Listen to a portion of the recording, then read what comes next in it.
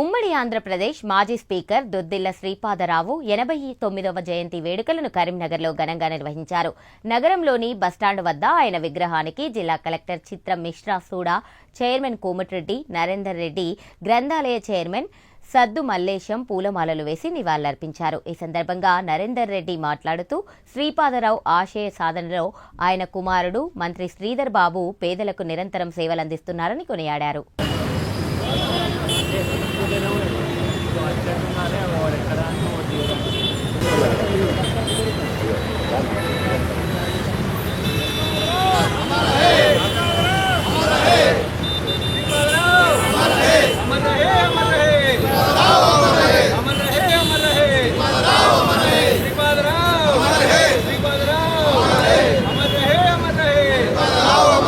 जब तक सूरज चांद रहेगा,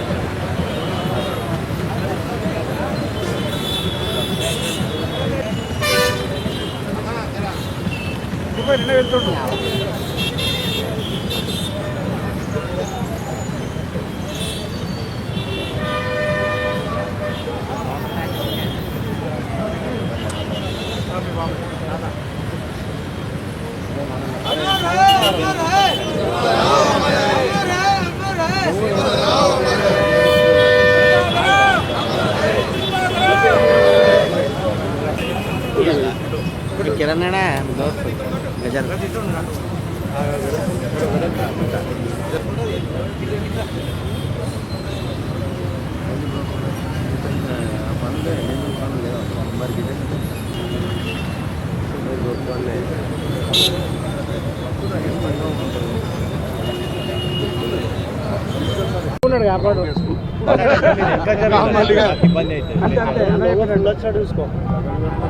అజాత శత్రువు ఉమ్మడి ఆంధ్రప్రదేశ్ మాజీ శాసనసభ స్పీకర్ దుద్దిళ్ల శ్రీపాదరావు గారి 89వ జయంతి సందర్భంగా ఈరోజు ప్రభుత్వం కూడా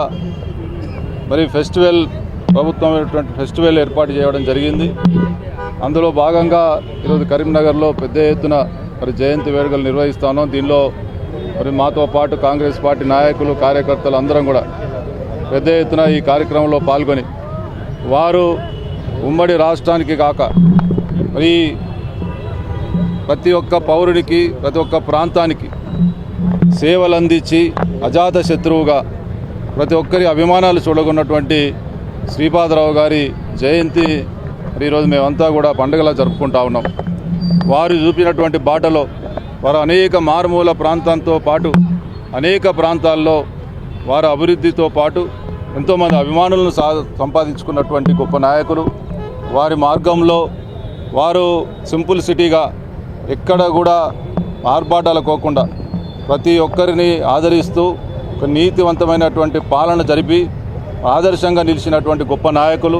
వారి మార్గంలో పయనించడానికి, వారు చూపిన బాటలో పయనించడానికి మేము నిరంతరం కృషి చేస్తూ వారి బాటలో పయనించడానికి కంకణబద్ధమై ముందుకెళ్తామని వారి జయంతి సందర్భంగా ప్రతినబూనుతూ వారు అనేక అభివృద్ధి సంక్షేమ కార్యక్రమాలను చేస్తూ మధ్యలో వారు మరణించినటువంటి పరిస్థితులలో వారి తనయుడు శ్రీధర్ బాబు గారు మరి గత 25 సంవత్సరాలుగా వారి ఆశయాలను కొనసాగిస్తూ మరి వారి చూపినటువంటి బాటలో నడుస్తూ ఈరోజు మరి తండ్రికి తగ్గ తనయుడిగా వారి పేరు తెచ్చుకొని శ్రీపాదరావు గారి ఆశయాలను కొనసాగిస్తూ శ్రీధర్ బాబు గారు ముందుకెళ్తూ ఉన్నారు.